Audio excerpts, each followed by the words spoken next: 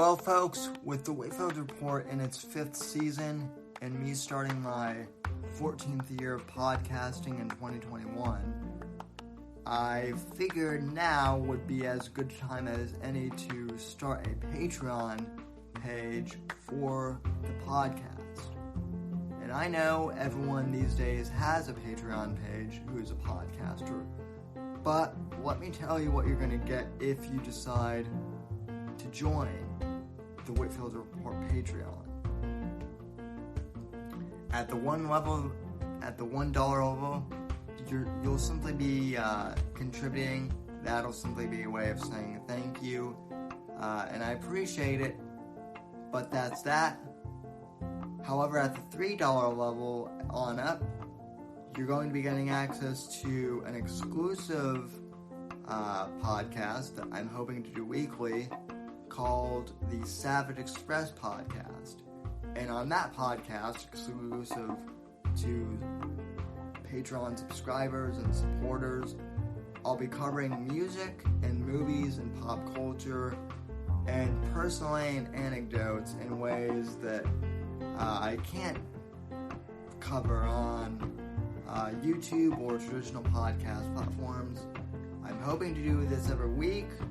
I might not, but it'll certainly be a longer form podcast for those types of topics if you're interested in that sort of thing. And I also might be re-releasing some episodes of the Whitfield Analysis, my old podcast, re-releasing the back catalog, as it were, digging out some old video clips that I've had in archive for years, and posting all of that exclusively to the Patreon site for you guys. It's going to be a good time, and there are a couple of different tiers you can join in at. I understand if you can't join the Patreon, but if you're able to financially support the show and you want to help out, joining the Patreon would be the best way to do that. So I encourage you to go to patreon.com/Whitfield Report and sign up on one of the tiers today. And again, folks, I want to thank you for supporting the podcast. Thank you for listening to the podcast. And hopefully, I can look forward to your financial contribution, which I deeply appreciate as well. God bless, folks, and God, freedom, legacy in that order.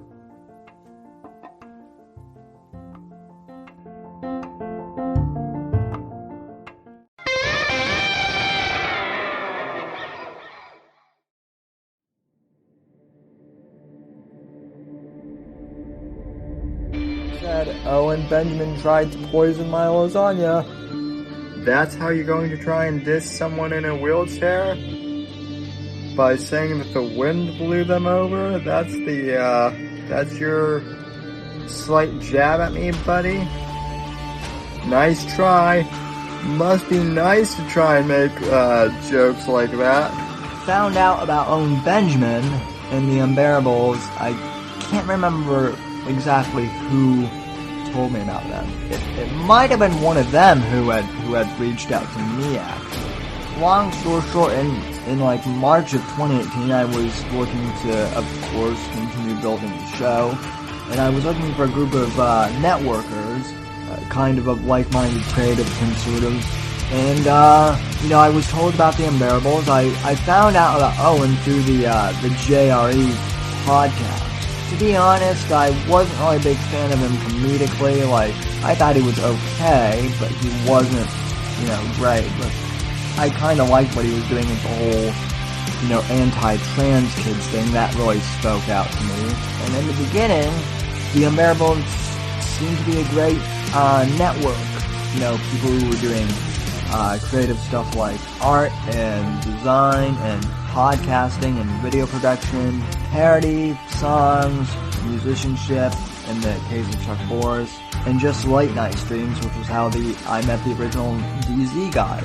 Of course, John Neary was my first interview for the brief period of time I was with the Bears. See, here's the thing, Owen's not even a conservative. He's a fucking leftist. posing. He's a wolf in sheep's clothing. How dare you? Owen is doing the shit that mass shooters do before they go out and do a school shooting. Here's my manifesto.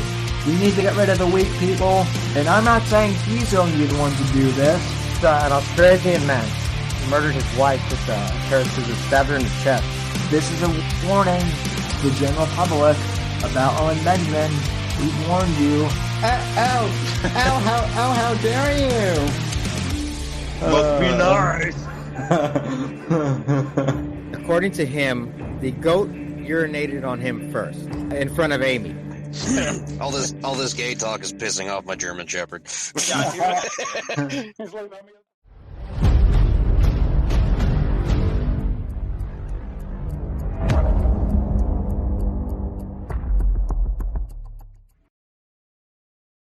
Alrighty, folks, welcome to the Whitfield Report Thursday edition. I am your host, Sam Whitfield, recording here at NGC Studios in South Florida behind the Scarlet Red microphone. And I want to thank you so very much for joining me in the past, present, future hour, wherever you're watching and or listening to this.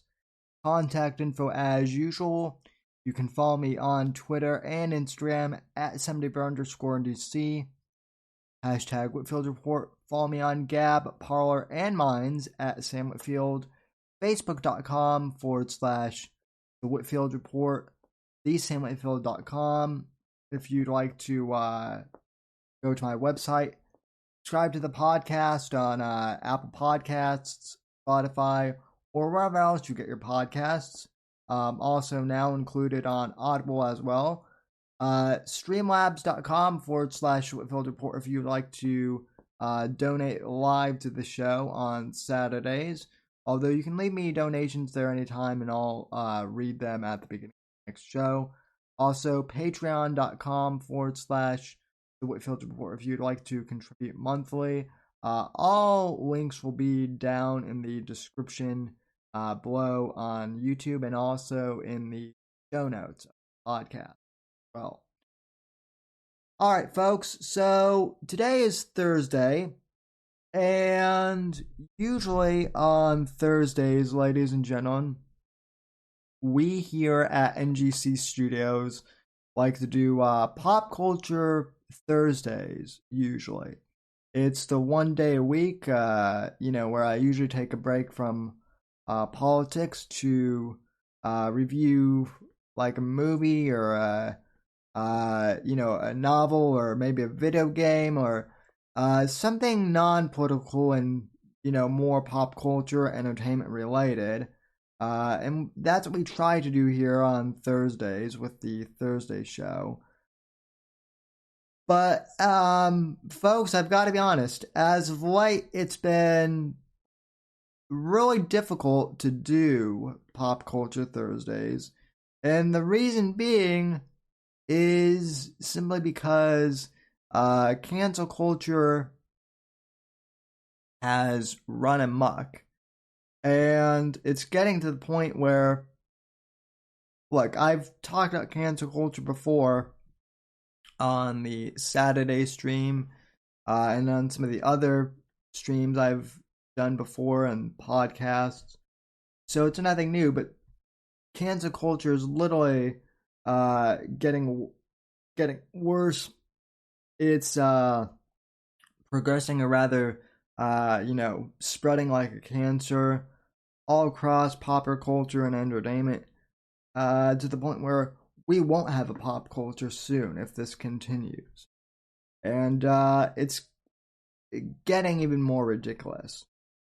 So, first things first for this show, we've been talking about Gina Carano and her being canceled by Disney, her being fired from The Mandalorian. We've already talked about how that's pretty much, wrong, and how, Disney fucked up with that. There's no denying that, and they're losing fans they're losing supporters because of that. I canceled my Disney Plus subscription because of that, and unless they unless they actually start putting out good content for the remainder of the year and start actually appreciating the fans, I'm pretty much going to stay unsubscribed. My subscription lasts until late November, so they still almost have the entire year. And I've been watching WandaVision a little bit, and in terms of Marvel things, they don't seem to be virtue signaling quite as hard over at Marvel, but that's changing kind of quickly.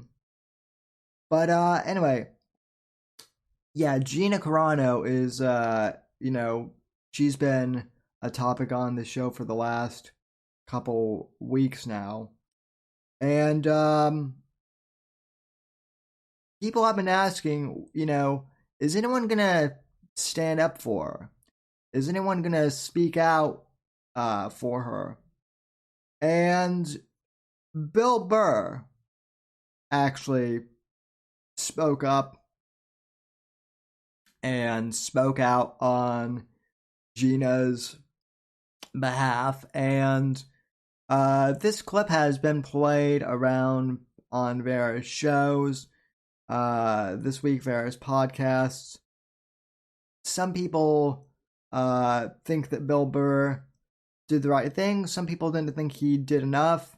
I will play the clip for you, and then I'll make my analysis, tell you what I think. I have seen this, but I want to play it for you guys here. And for those of you watching on video, you guys will see that this is from the Bill Burr podcast.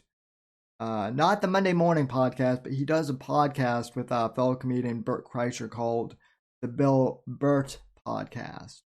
And they had on fellow comedian Joey DeRosa this week, and they were talking about cancel culture in general. So I know this clip has been seen by a couple people, but here it is here on the Whitfield Report. And, for those of you listening on audio, you guys will hear it as well, obviously.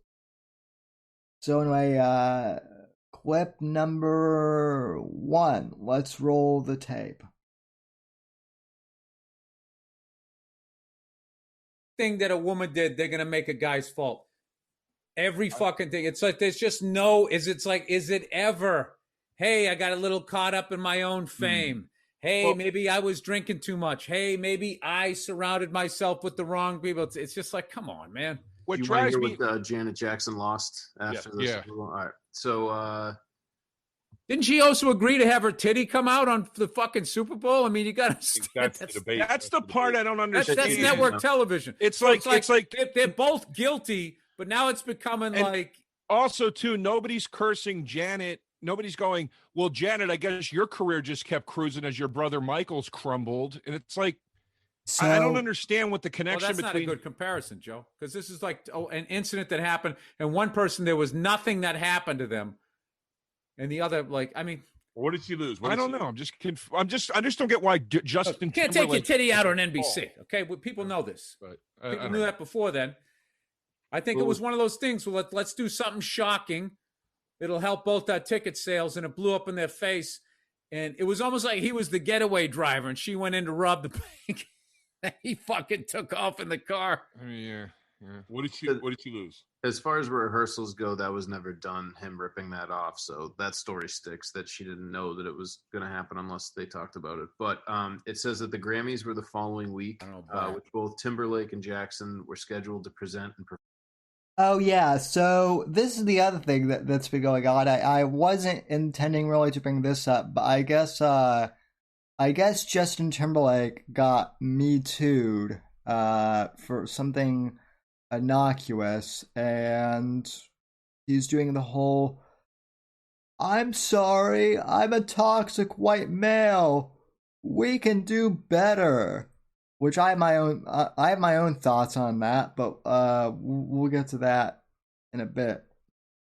Format, but Jackson was outright banned from the event despite previous assurances from the Academy that both would attend, saying there's such a big difference to putting a stage on AstroTurf than an appearance at the Grammy. Timberlake, on the other hand, attended and was allowed to perform. Clear Channel Communications, which owned Infinity Broadcasting and Viacom, MTV, and CBS, blacklisted all of Jackson's singles, music videos, banning her from all of the TV channels, radio stations.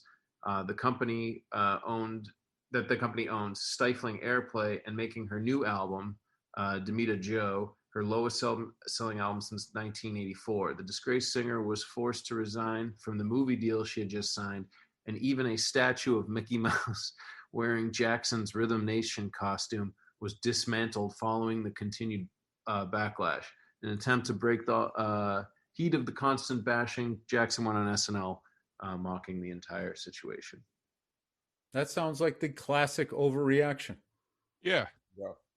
Yeah, and I mean, like, I agree with the take of, like, maybe Timberlake should have took up for her or whatever. He absolutely should have. Yeah, I agree with that. He absolutely should have, but I don't buy that it was an accident. It came off in a perfect circle, and she does the... No, I don't buy that either. I think he should have... She would have been like that, I would think. I think he should have took up for her on television. I don't know. What annoys me is, yeah, I agree that he should have gotten her back. But what annoys me with the Britney thing is, like, the same press that was following her literally from location to location as she was collapsing in public. I remember that being, there were blow by blow where Britney is right now every 15 minutes on LA radio. I remember that, like, hearing that when I was in LA. And then she eventually shaves her head and she has a nervous breakdown. And it's like the fucking press that caused all that are now going to sit there and try to kick the dirt over their own shit sins and go, well, poor Britney, you know, this way. And it's like, you guys did it. Yeah, they did that with Monica Lewinsky. Yeah. It's like they go like, well, Bill Clinton kept being president and she was blah, blah, blah. It's like, no. She hosted SNL. A gig that took me 28 years of slinging jokes to get. She sucks one fucking dick and gets on the goddamn show, man. I'm supposed to sit there and look at you like you're a victim? He sucked a dick. When I first moved to LA, I was doing a TV show called The X Show. And I was living in a house up in the hills. And I come home from work one day. Holy shit. Crazy. That's wild. Yeah. That's fucking wild. Yeah, I would have acted like I didn't know her. I feel bad for her. I still feel bad for her, but like just sitting there acting like, she just got flushed. It's like, no, man, like back and he gets applause breaks and everybody goes, he's kind of cute. Remember how dumb he was? Whatever. And they're going to be doing that with half of these canceled people and going, shit, man, sorry about that. Sorry about the last day. It's like a guy in jail for marijuana sales right now in LA. You know what I mean? I just saw Pee Wee Herman on the Wheel of Fortune. Yeah, that's what I'm saying. They ruined Pee Wee, dude. And he was jerking off where you're supposed to jerk off. What was he offending those other fucking people jerking off? Remember that? Those local cops saw a big score. That's what they saw. No.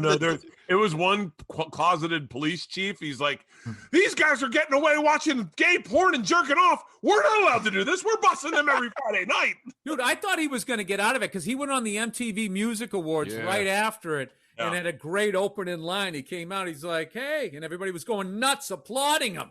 Yeah. And he was like, heard any good jokes lately? And everybody died laughing. And I was psyched. I'm like, he's back.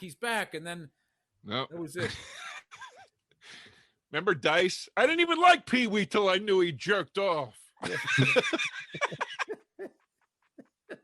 Oh, that is pretty funny. Oh God. Yeah. Oh shit, it's boys. a weird time. I don't know. I kind of I have unless you did some truly horrible shit. I mean, If you hurt someone, I don't have time for you. But if we're talking about words, like even bad words, I'm like, come on, man. I mean, no. I wouldn't say that. No, if you're just saying overtly racist shit, yeah. If you make like a bad comparison, yeah. If you come off like Joe trying to find where Atlanta is compared to New York. Okay, here it is. It's coming up, guys. homophobic. That's just ignorant. What did Carano say? She said that she goes in Here it is, 1940s folks. Germany. I'm paraphrasing, but she said in 1940s Which is always Germany, a good thing to do on something like this, Joe. By all means, let's hear your take on the tweet. I don't have the quote in front of me, but she said she basically compared political beliefs now being persecuted to the fact that in 1940s Germany, the way the Nazis were so able to take.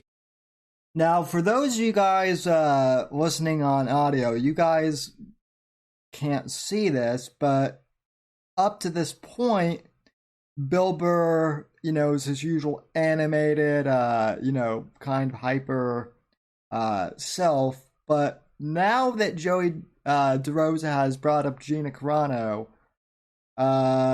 he's gotten very quiet. He's kind of giving like that, can we not talk about this? He's doing that face right now.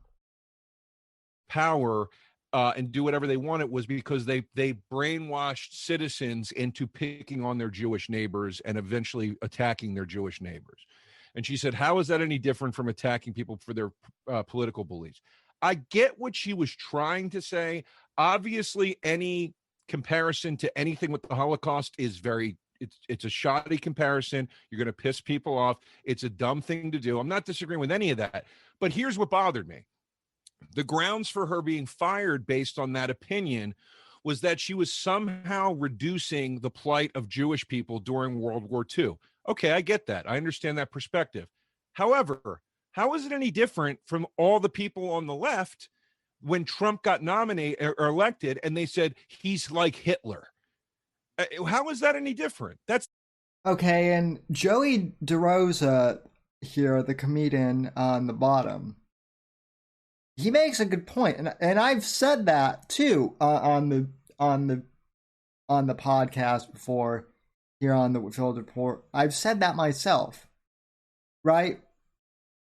Gina has gotten in trouble for making, Nazi comparisons, right? She got fired for that supposedly because of that meme. It wasn't even her tweet. It wasn't even her meme that she tweeted. She didn't make it. She just, found a meme and then posted it on Instagram and Twitter. And she got fired, for making that comparison. But yet, what has the left been saying for the last 5 years? 5.5 years. Trump is literally Hitler. Oh, Sam, you and other conservative talk show hosts, you guys are like Joseph Goebbels, Ministry of Propaganda, all that stuff, right? So so now the shoe is on the other foot, and they don't like it. the same reduction of circumstance, but on one side of that coin, it's okay to say, and on the other, it won't even be entertained. Joe for a DeRosa. second. That's interesting, Joe. That's an interest. Joe DeRosa with an interesting take. Look at you. Hey, I was well, judging you you know. with your bedspreads there, and all of a sudden Joe comes in. Bill, I've had a lot of time to think, you know. So what you're saying, Joe, is she should have compared it to slavery, and it would have been better. I just don't. All I'm saying is, whether you agree, disagree, whatever, I just don't get this place that we're in where there's no room for discussion about anything. And even because there's too many channels, Joe. Too many just channels, wild, and man. then you got to like do sensational shit. I don't know what the fuck it is. I mean, I'm on that fucking Everybody- show. Now I got to watch what the fuck I say. Yeah, I know. I'm just Yeah, I'm a fan of that show. Everybody. What show is she on? What show is she on? The Mandalorian. the Star Wars, She was. yeah. Fuck. But Yeah. they canceled her action figure. That's how deep cancel culture is. They canceled her action figure. It's like, let the action figure come out. I mean, I don't did you ever- understand. Did she ever pony up to you, Bill? I'm like, Bill, I got a few ideas I think that you'll like. No, she was an absolute sweetheart. Yeah. super nice fucking person, and whatever. And somehow someone will take this video and they'll fucking make me say something else, and try to get rid of my bald action figure. Wait, you have an action figure? Yeah. No. Do you have an action figure? No. Oh, No, you fucking nerds. oh, if you get one, dude, I'm buying it. I'm buying I might. it. I don't know. I have no That idea. season was awesome, man. That Oh. second season was killer. Holy shit. They Yeah, should do a flashlight for you. Huh? No, honestly, I can't, like, how it is out there. It's fucking crazy time. They just, like, there's just people just waiting, just laying in the weeds. It really is, man. Do you think there is a group of people, like a type of person out there reading the trades and then going, Joe DeRosa signs a 6-figure deal. All right, let's deep dig him, find out what he did wrong, and that's how I spend my day. Absolutely. Let's show that he's human and he's made a mistake in his past, and let's take that dream away. I don't know how it works. Absolutely. All right, so sorry it took so long to get to that point. I thought I had it queued up, and then it took a little longer to get to that point. But so that particular exchange right there has been getting a bit of heat on social media and on within kind of my community, so to speak, the fandom menace community, so to speak. On the one hand, you have people saying that Bill Burr, he didn't really say Gina Carano's name directly in the clip. He kind of skated around it a bit.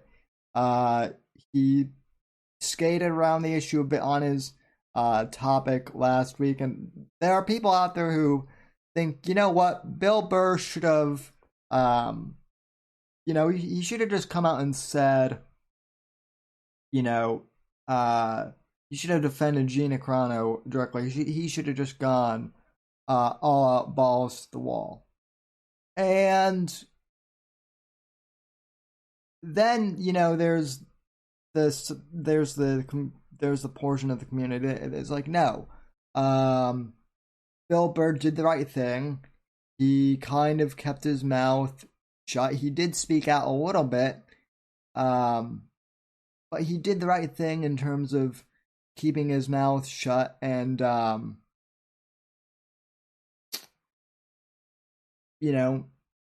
kind of keeping his head down. And I have to say, folks, that I understand both sides of this, conundrum. I get it. I understand why some people think that Bill Burr should have spoken out more. And maybe at a later date he might. I don't know. But honestly, for me personally, I think he was smart to really kind of keep his head down and stay quiet. And let me explain why. I understand that people feel like he should have stuck up for Gina more directly, that he should have said her name, that, some people feel like he should have just said, fuck Disney. Like, some people feel like he should have torched Disney to the ground and called out, like cancel culture directly. I mean, but in his own way, he did. He did. He said there at the end of the clip, like, who knows? Because of this, I might be next. And, for those who are watching, you guys could clearly see as, they were talking more about the cancel culture stuff, he got more and more nervous as the thing went on. And there's a pretty good reason for that. Now, I know that there are people out there who think, oh, well, Bill Burr, he's an A-list comedian. He already has millions of dollars. So what is he afraid of getting canceled for? He's already made it. Well, folks, I wouldn't say like I'm super connected, in Hollywood or anything like that. But I do know people who work in the entertainment industry. And I've heard stories kind of how the business works. And let me say this, Bill Burr might have money, but Bill Burr is also let me put it this way. He's more well established in the comedy world than he is kind of in the mainstream entertainment slash movie slash TV world of Hollywood. They're kind of in the same realm of entertainment, but they're separate too, if that makes sense. So Bill Burr has gotten into Star Wars. He's gotten into one of the biggest franchises ever, and he's gotten in with Lucasfilm. And one of the things that you may or may not know, ladies and gentlemen, is that like a lot of these studios, when you're signing contracts with them, this is what I've heard. When an actor signs a contract with them, there are certain stipulations that while they're signed to the contract, they can't, there are certain things that they can and cannot say, regarding things about said company. So, in this circumstance, Bill Burr may have his opinion that, firing Gina was wrong. And it sounds like that's kind of where he is coming from. But he has to kind of skate around it somewhat. He can't come out and directly say it. Because if he does, not only could he get fired, but the other thing too is with these contracts, if you violate certain contract rules or contract clauses, or if you speak bad about the company, not only will you lose your job and lose your deal, but usually you have to pay like some sort of, internal fine or, some early release, fee or something like that. And they can be steep. And, people say, oh, yeah, Bill Burr has money and, Bill Burr's well off. But, even wealthy people,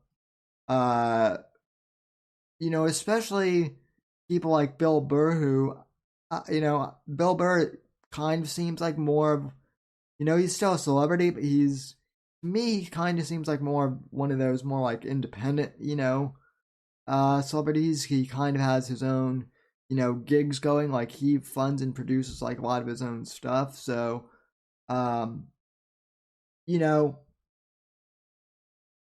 if he says something wrong and, gets shit canned from Disney, it may cost him financially.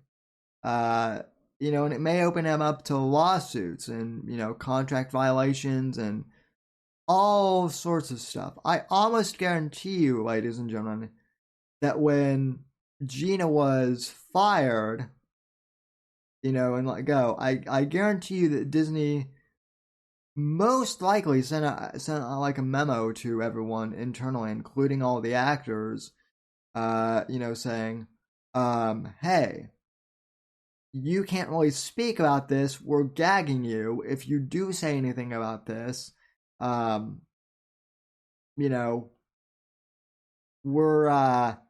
out too.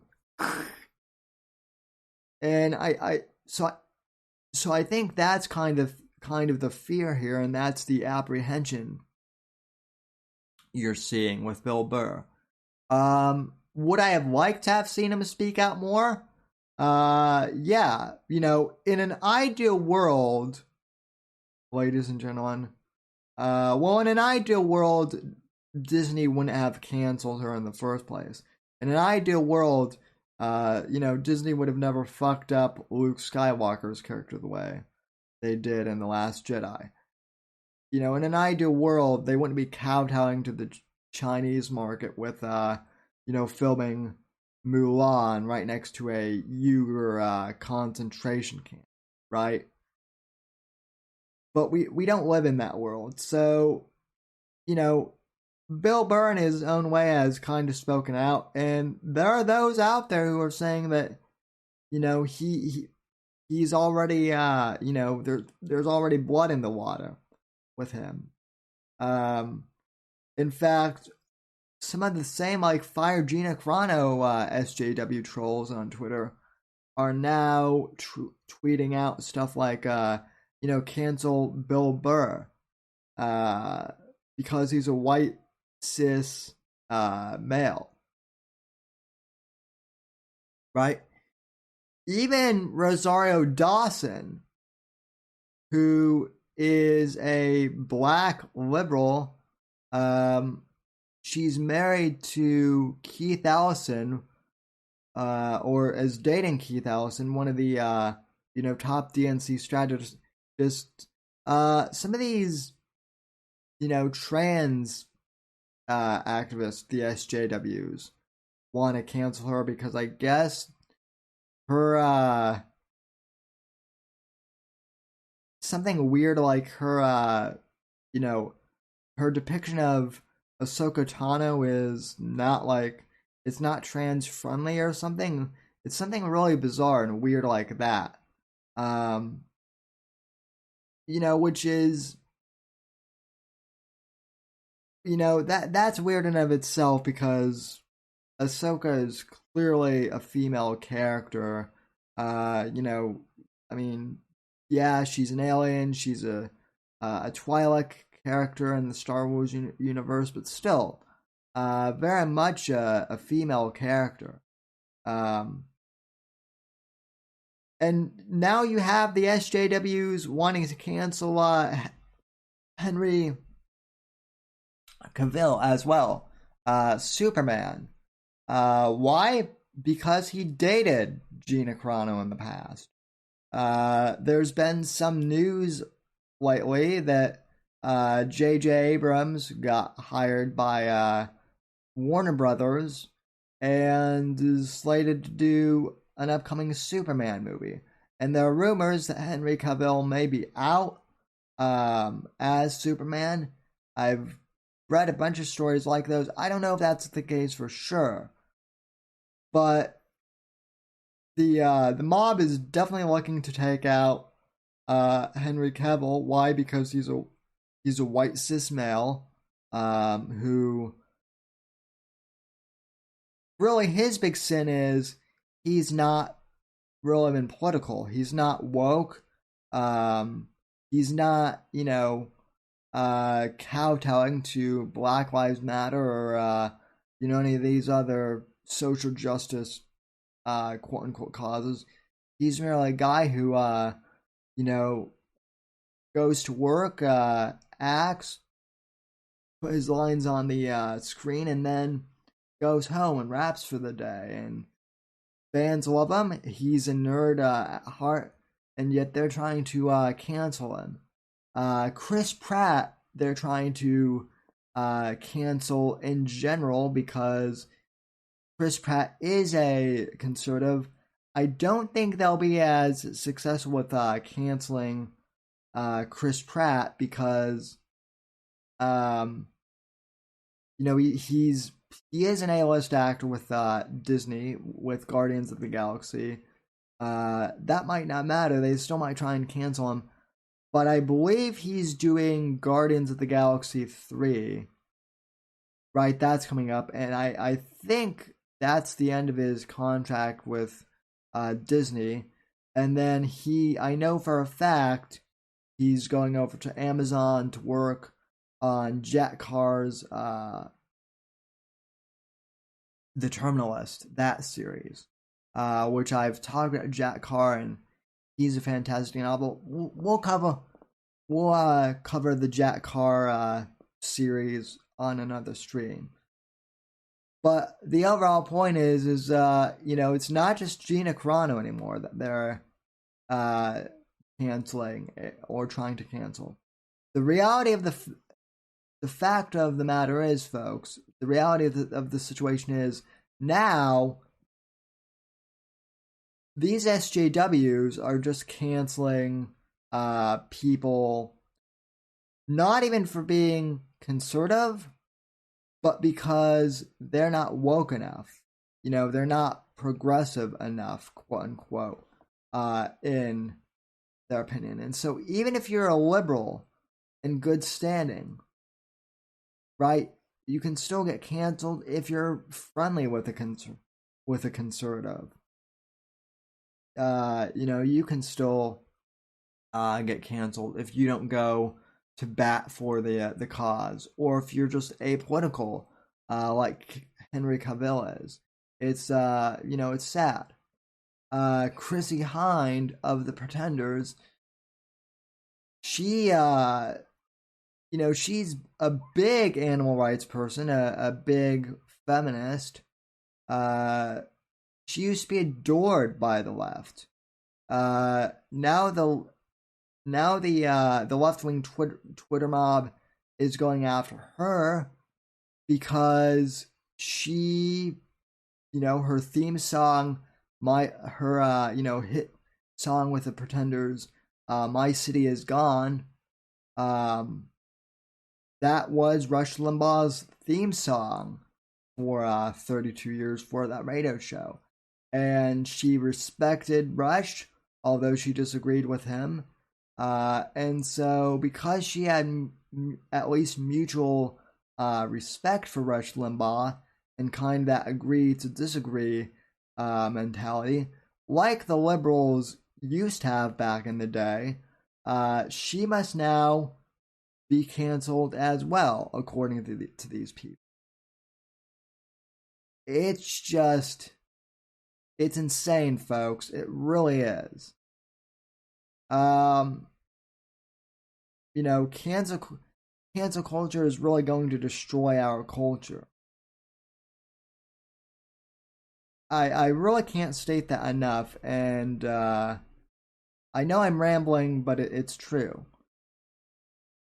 You know what else is just really, speaking of cancel culture, this is when I knew things were getting bad. Back in October of last year, Sean Connery passed away, and we paid tribute to him here on one of the streams. I know we did. And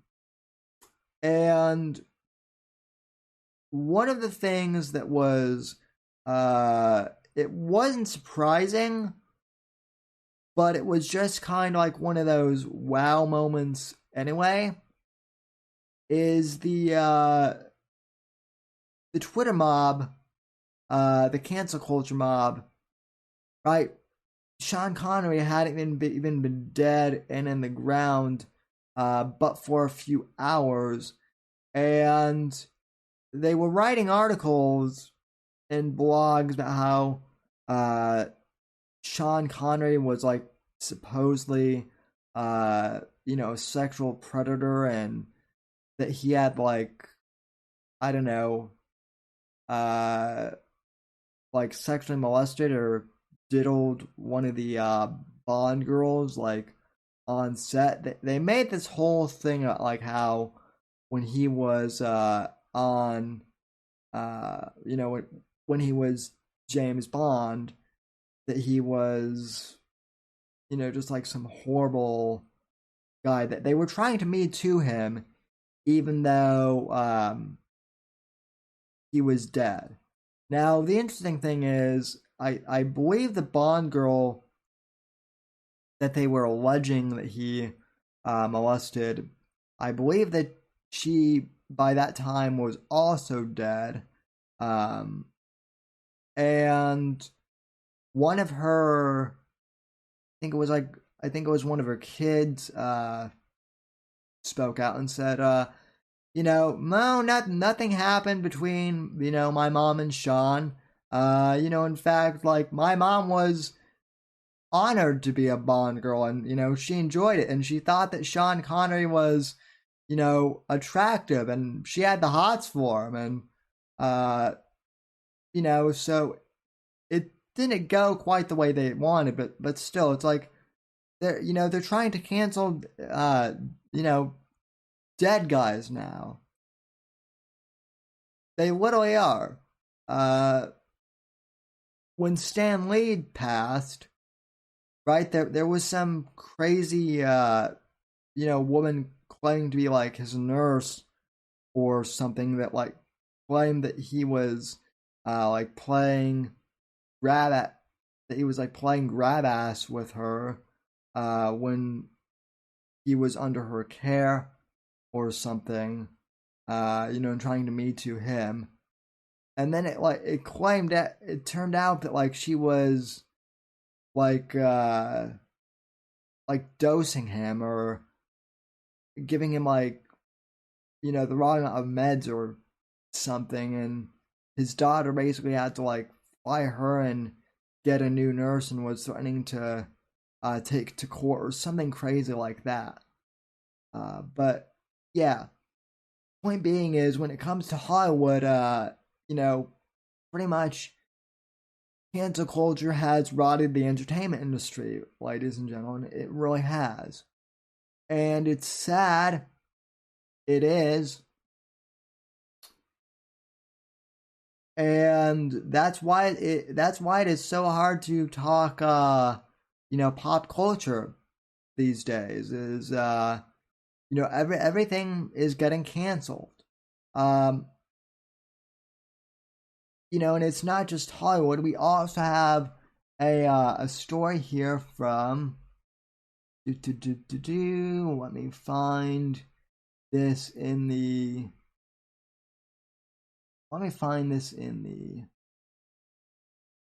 show notes. Okay. Okay, so this was another story that got publicity this week, folks. Headline from the New York Post, ladies and gentlemen. Coca-Cola slammed for diversity training that urged workers to be less white.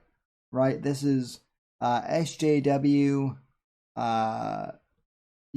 mentality invading corporate America. Okay. Coca-Cola employees were urged to be less white as part of the company's alleged diversity training, but the material was yanked offline following a viral whistleblower post.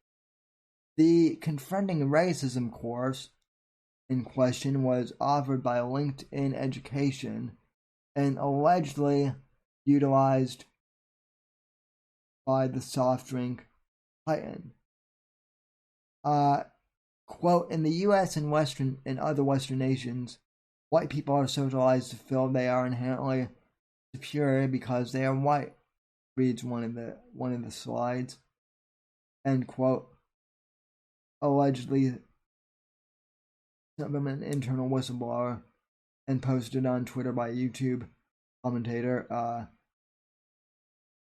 Caitlin Boryasenko. Another slide suggests try to be less white with tips including be less oppressive, listen, believe, and break with white solidarity. Right, folks? I mean, can you believe this? This is what is popping up in the corporate world now. I'm telling you, it's getting bad out there, folks. Boryasenko, who describes herself as a supporter of banning critical race theory, said the screenshots were sent to her from an internal whistleblower from Coca-Cola, who told her that the course was required. Her tweet from Friday has garnered 18,000 retweets and more than 34,000 likes. On Monday, LinkedIn said that it had pulled the controversial course, featuring interviews with sociologist Robin DiAngelo, the author of White Fragility, which, you know, if you don't know her, ladies and gentlemen, let me save you 5 minutes. She basically wrote this book, basically saying that all, basically all white people are racist, and, you know, there's nothing we can do to overcome our racism because we're so racist. And, you know, white people are bad, the end. Now, the real kicker is here, folks, is for those of you watching on YouTube, this is literally her on screen. And for those of you listening on audio, well, let me just describe you for her. She is a white woman with like curly brown hair, in her mid-40s, and she is pasty white. I mean, she's as white as I am. And that's, that's pretty much her. The Confronting Racism course featuring Robin DiAngelo is no longer available in our course library at the request of the third-party content provider.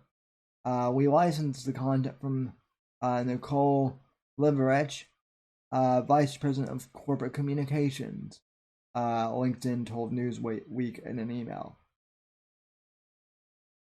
Blah, blah, blah, blah, blah, blah. So basically, yeah, it goes on to basically say that, that basically this BLS white material was pulled, but only because the, someone blew the whistle on them. That's basically the long and short of this article here, folks. But yeah, BLS white, huh? That's not racist at all. Imagine if the shoes were flipped, right? If the script was flipped. If it were, BLS black or BLS Hispanic, then, and rightly so, there would be outrage. But we live in a world now, folks, where where like even if you're a good liberal, even if you're even if you're loyal to a company or to a school or to a cause, if you're not far left-wing enough, if you're not woke enough, you can be canceled. Also in the news this week, Dr. Seuss books are now being banned. Headline from the Washington Post, Hurtful and Wrong. 6 Dr. Seuss books to cease publications over claims of racist imagery. This is from the Washington Examiner.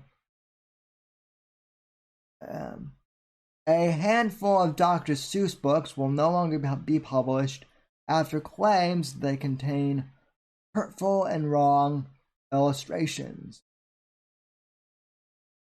Dr. Seuss Enterprises, the company that preserves Theodore Seuss Ted Cecil's legacy, announced the decision to end the publication of 6 of his books Tuesday, which would have been his 117th birthday, which coincides with Read Across America Day. The books that will no longer be produced are And to Think I Saw on Mulberry Street, If I Ran the Zoo, Megalith's Pool, On Beyond Zebra, Scrambled Eggs Super, and The Cat's Whizzer.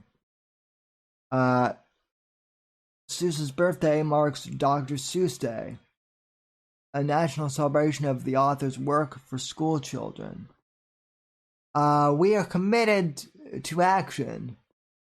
To that end, Dr. Seuss Enterprises, working with a panel of experts, quote unquote, including educators, reviewed our catalog of titles and made the decision last year to cease publication and licensing of those 6 books.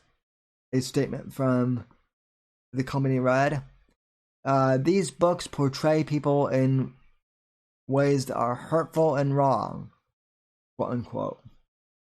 The company, which noted its mission of supporting all children and families with messages of hope, inspiration, inclusion, and friendship, said the ceasing of sales of these books is only part of our commitment and our broad plan to ensure Dr. Seuss Enterprises catalog represents and supports all communities and families. Okay, so great. So Dr. Seuss's own publishing house is now saying, you know what? This, these books, they're outdated, they're old-fashioned, they don't support modern sensibilities. Let's just ban them. Let's just stop publication of them. Now, yes, I know, it's their company, they can do what they want, but, again, this is stupid. This is self-censorship, ladies and gentlemen. And already, folks, I just saw another story before I started the show that apparently these books, now that they've been canceled, now people are selling them on eBay. They're becoming quite valuable. And let's see. The company's decision came in 2020 after it quote unquote listened and took feedback from our audiences, including teachers, academics, and specialists in the field as part of our review process. Well, that explains that then, because all of these academics and teachers unions and academic strategists, they're all SJW leftists now, folks, so does it really surprise you? Oh, good God. We then worked with a panel of experts, including educators, to review our catalog of titles, the company told the Associated Asian Process. So they said they were working with teachers twice in that paragraph. Seuss, even after his death in 1991, had been one of the most popular children's authors, taking in an estimated $33 million in 2020 before taxes. Previously, the author received praise for undertones of tolerance and environmentalism, but there had been increasing scrutiny over depictions of Black and Asian individuals, as well as other minorities in recent years. Oh, so I get it. Dr. Seuss was basically like Joe Biden, right? Kind of a closeted racist himself, right? Good old Joe, Mitt Romney wanting to put y'all back in chains. But, yeah, I mean, again, folks, another example of someone who's a liberal himself, but yet because he wasn't woke, he too must now be canceled, or at least, part of his work must be canceled. And that's not opening a slippery slope at all, folks, is it? No, not at all. Not whatsoever. It's fine. It's fine.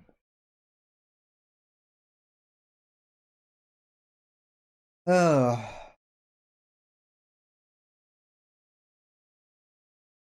So yeah, folks, that's the state of culture, of pop culture, as right now. Isn't it great? Isn't it wonderful?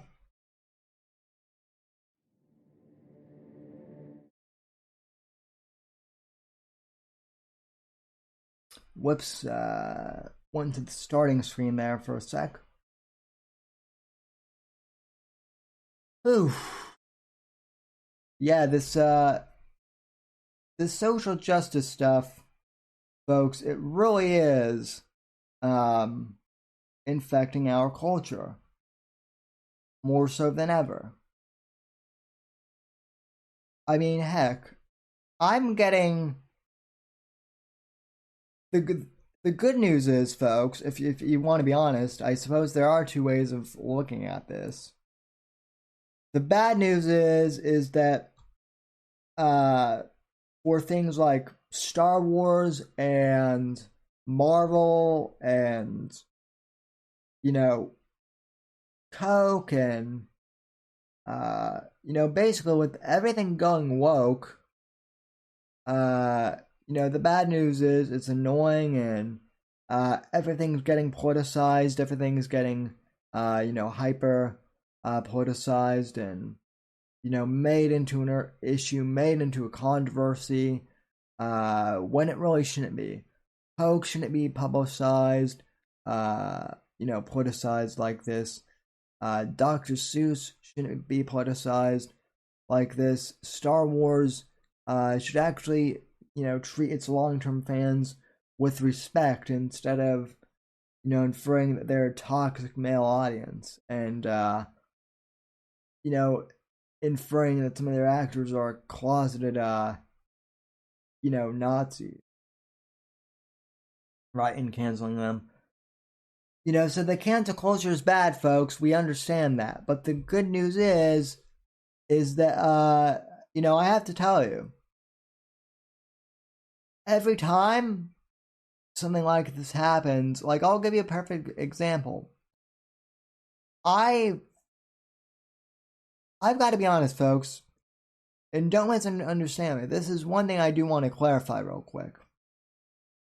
When it comes to things like Star Wars and Marvel Comics, I still love Disney. I mean, I still love Star Wars when it was owned by Lucasfilm. I always said I like Disney Star Wars film, but I don't. I'm still a fan of Marvel Comics, too. I'm not a fan of what Disney has done to Star Wars and what they're doing to Marvel right now, because they're starting to go a bit SJW as well. But Star Wars was a huge part of my childhood. I've been a Star Wars fan for 20 years now, probably. 21 years of my 26 years. Really. It's been a huge part of my life growing up. Same thing with Marvel Comics. I've been a fan of Marvel Comics, and I've been collecting comic books since I was, 6, 7 years old. My dad used to take me to the comic shop. I love comic books, ladies and gentlemen. And I love nerd culture. It has been my thing. And, in a sense, it always will be. But as far as, supporting the new stuff that's coming out, as far as supporting all of that, a lot of it is too woke for me. I'm sorry, but it is. It's no longer fun to read comics or to watch movies when everything is preaching a message to you. Now, I get the idea of storytelling is to explore different ideas. I get that the idea of storytelling can be to share a topic or a point of view in an interesting way. But there's a difference between storytelling and presenting an idea that may, be somewhat controversial. And then there's slamming an idea down your throat and, continuously, belittling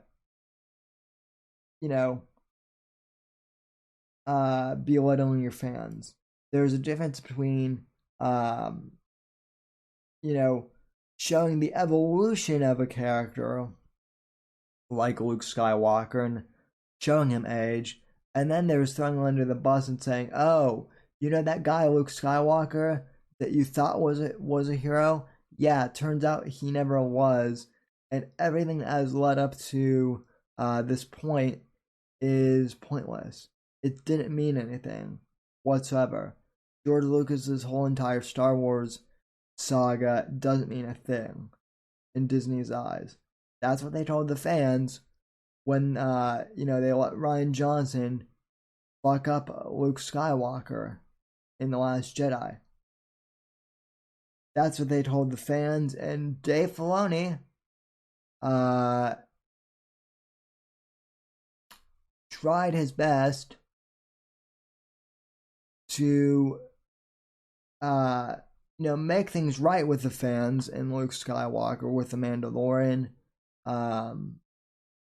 But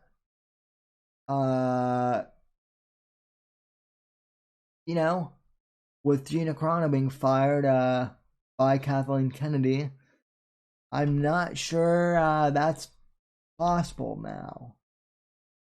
I think I think Star Wars is done, sadly, in the minds of many fans, and that's just a sad reality. All right, folks. So I don't want to keep you too long here, but I do want to play for you guys this clip of Dennis Miller talking about free speech and cancel culture, because it really is relevant. And I've played this clip for many years on the show here, but it still is relevant, and it gets increasingly relevant as the years go by. Now, for those of you who are new to the program, I've played this clip a couple times before, but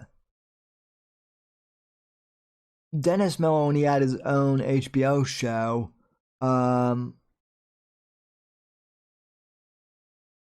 he did a rant on free speech from 2002. So this clip is roughly 18 years old, and in this clip from Dennis Miller's old HBO show, he talks about freedom of speech and the dangers of censorship and whatnot. And this is back in 2002, before cancel culture really existed or was even a thing. It was, I don't want to say he saw it coming, but in a way he did. So, clip number 2, and then we'll end the show. So anyway, here is Dennis Miller's rant on free speech from Dennis Miller Live in 2002. Clip 2. Go. It's an interesting conundrum. What do you get for the guy who kills everybody? And a judge has appointed a psychiatrist to perform an evaluation of suspected terrorist Zacarias Moussaoui to determine if he is competent to waive counsel. Hey, Doc, just a tip. If he thinks we're all out to get him and want him dead at any cost, he's not paranoid, just perceptive. You know, maybe we ought to wiretap the voices in Moussaoui's head. You know, there are times I'd love to shut this guy up, but I guess he deserves his right to speak. I might not agree with it, but I'll defend to your death your right to say it, Moussaoui. Now, I don't want to get off on a rant here, but after September 11th, freedom of speech in America has become a topic that's touchier than a Vatican summer camp. You know, our founding...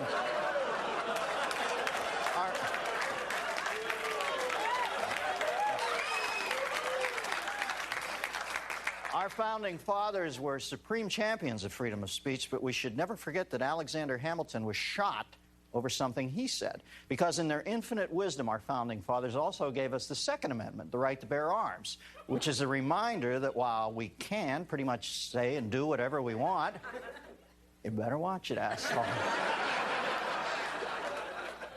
The free speechers always argue the slippery slope theory. If you muzzle free speech before you know it, we're living in 1984 and Big Brother is picking out our ties for us. Those seeking to control free speech, on the other hand, argue that if we allow Johnny Soulpatch to burn the flag, before you know it, we're living in the Lord of the Flies and Piggy is fighting for his life. But there is a middle ground between government rule and mob rule, a place where only those who can make obscure references to literature, art, and pop culture on their weekly cable show will be allowed to speak freely.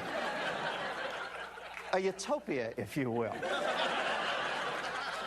You know, our enemies see our diversity of opinion as evidence that we are weak and divided, but as the very presence of a vibrant marketplace of ideas that ensures our continued survival. That, of course, and the high-tech weapons that can lock in on the glint off a scimitar from 5,000 miles away. As much as I believe that our leaders have followed exactly the right course in wiping out the Taliban assholes who gave safe haven to the murderers of my fellow citizens, I recognize that the dissenters to the war and the verbal defenders of our enemies fulfill a vital function in our democracy. Specifically, they give me somebody to hate whose name I can actually pronounce. As much as we don't like to admit it, you got to say the freedom to bash the U.S. government is a unique and beautiful phenomenon when done with a certain degree of panache. I've noticed that in the Middle East, when they burn the American flag, they aren't even using real flags. They're just using flags painted on the sheets. And this really pisses me off because there are hard-working kids in Taiwan who make our flags who can use every penny they get. As a matter of fact, at this point, the only thing that galls me about someone burning the American flag is how unoriginal it is. I mean, if you're going to pull the freedom of speech card, don't be a hack. Come up with something interesting. Fashion old glory into a wisecracking hand puppet and blister the system with a scathing ventriloquist actor. Or better yet, drape the flag over your head and desecrate it with a large caliber bullet hole, okay? Once, Whoa. Thank you for almost sauntering down the Jingo Road with me.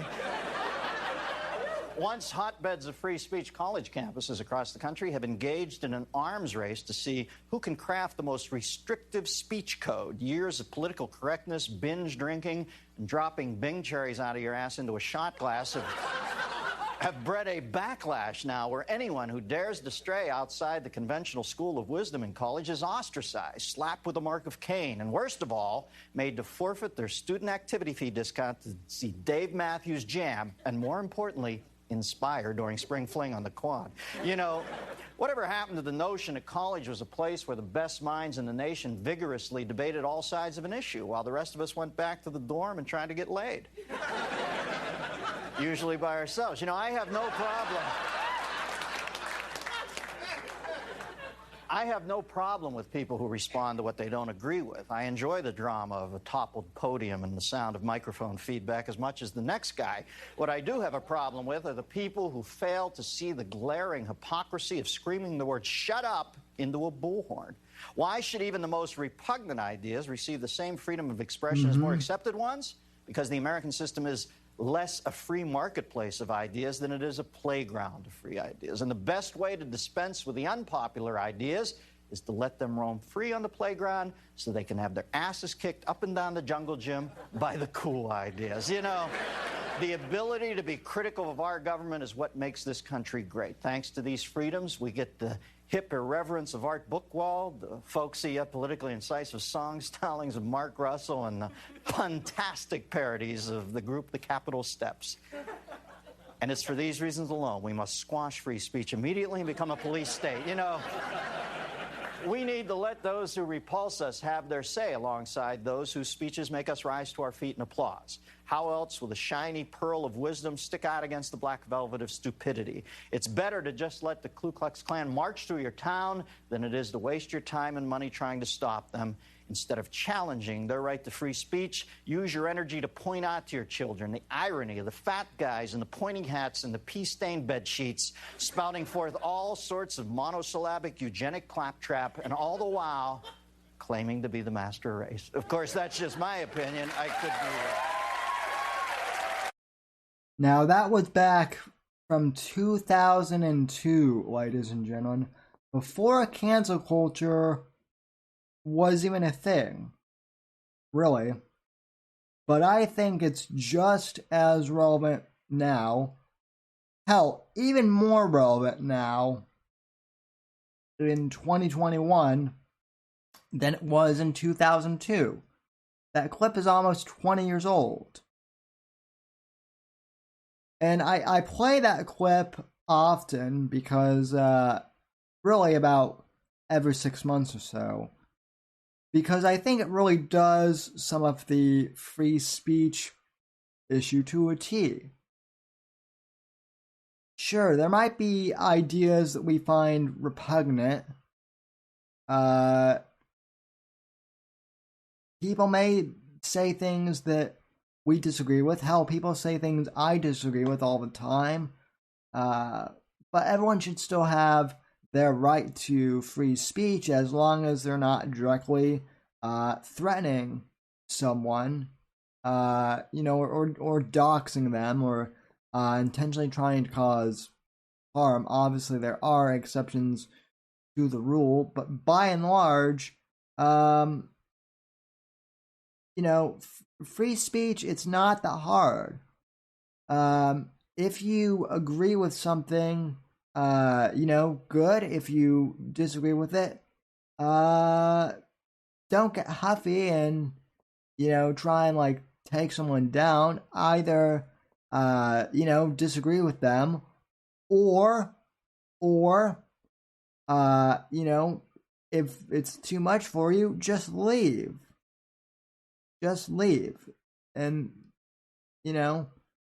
why is it so hard? Why do these, why do these Twitter people feel the need to cancel everyone they disagree with?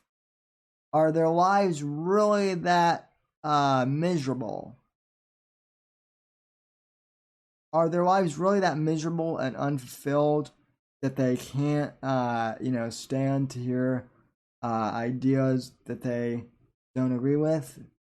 Well, judging from the way things have been going the last few years, I'd say the answer is, unfortunately, yes. So, yeah, that's that, folks. And I want to thank you guys so very much for tuning into the program. Thank you very much for watching and or listening, wherever you are in the past, present, future hour. And I also want to announce real quick that for those of you watching this on Friday, the Gamma Hug Box will be back on Friday night. So if you're watching this on Friday, that will be tonight at 10 p.m. Eastern, live on this channel, youtube.com/The Whitfield Report. E Scorpio, Apex Gamma, and I will all be back to comment more on some of the internet drama and internet shenanigans of Owen Benjamin and some of these other internet locales. We've been on hiatus for about 4 months or so. We just needed a break from all of the drama. But we'll be back, and I believe David Crocco will be joining us as well. So that will be on the channel on Friday night at 10 p.m. Eastern, and as always, available on podcast format the next day in the Whitfield Report feed as well. All right, folks, from all of us here at NGC Studio, thank you for watching and or listening. Have a great day or evening wherever you are in the past, present, future hour. God bless. God save this great nation. God, freedom, legacy, in that order. Mega dittos to you all. Rest in peace, Rush Limbaugh, and I'll see you on the next program.